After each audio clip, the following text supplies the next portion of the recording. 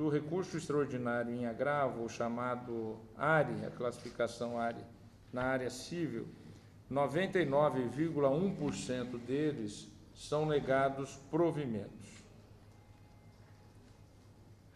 com consequente confirmação do resultado em segunda instância. O que nós vamos propor, e já conversei com vários colegas, é uma programação para que a presidência, através do núcleo que já existe de análise destes tipos de processos, desses tipos de feitos, já faça a análise de todos esses casos, evitando e diminuindo a distribuição desses feitos aos relatores. Representativos da controvérsia são recursos extraordinários indicados pelos tribunais de origem como representativos da controvérsia. O que vamos propor? Consolidar a gestão da repercussão geral já realizada pelos tribunais regionais, estaduais e turmas recursais. De que forma? O processo indicado pelos tribunais como representativo da controvérsia será encaminhado à presidência para avaliar a pertinência de inclusão no plenário virtual pelo próprio presidente. Reconhecida a repercussão geral, será distribuída, então, entre os ministros para julgamento do mérito nos termos regimentais. O efeito também é uma celeridade nas resoluções dos temas que mais impactam os tribunais.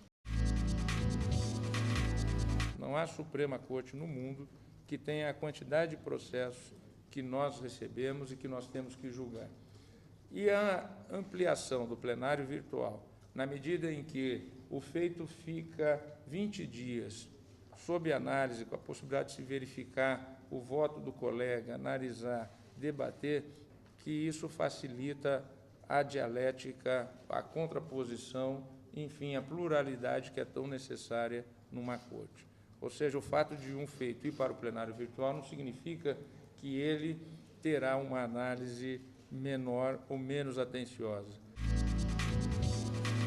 E aqui também um terceiro ponto de gestão, desenvolvermos um sistema eletrônico de disponibilização antecipada de votos entre os ministros. Ou seja, aquilo que hoje nós fazemos no envelope, um entregando para o outro, nós fazemos isso dentro de um sistema seguro, em que os colegas compartilham o voto dentro de um grupo fechado entre nós mesmos, para que se tenha conhecimento. O que eu tenho verificado é que esse compartilhamento do voto com antecedência tem agilizado a possibilidade de andamento dos feitos no plenário, porque exatamente leva-se a uma possibilidade de concordância ou discordância prévias e pontuar aquilo que é a discordância e agilizando os julgamentos. Então, mas vejam o tamanho do desafio, são 1.107 processos.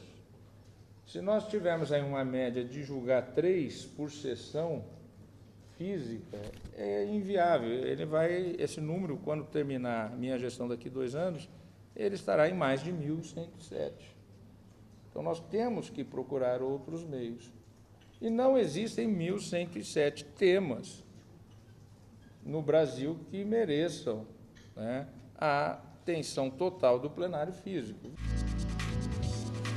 Vamos propor uma parceria com as defensorias públicas da União e dos Estados para análise e devido encaminhamento das demandas recebidas pela Central do Cidadão no Supremo Tribunal Federal, e especialmente quanto às cartas de preso. E, com isso, aprimorar o atendimento a essas demandas com maior efetividade e celeridade. Para mim, é o mais grave crime a ser cometido, é o crime contra a vida de alguém. Aí você tem 5, 10, às vezes 15 anos que se demora um júri, o júri decide, sai a sentença condenatória e o réu sai de lá solto para um recurso, sendo que a Constituição diz que o júri é soberano para deliberar sobre o mérito do tema. Eu penso que isso é algo que depõe contra a justiça, tira a credibilidade da justiça e incentiva essa impunidade. que ao longo dos anos vem aumentando o número de homicídios no Brasil. Uma política pública de proteção às vítimas de violência doméstica e das crianças, que já existe no Conselho Nacional de Justiça, iniciada pela ministra Carmen Lúcia, mas que eu penso que podemos aprimorar e ampliar, como todas as outras que já foram criadas também no âmbito daquele Conselho.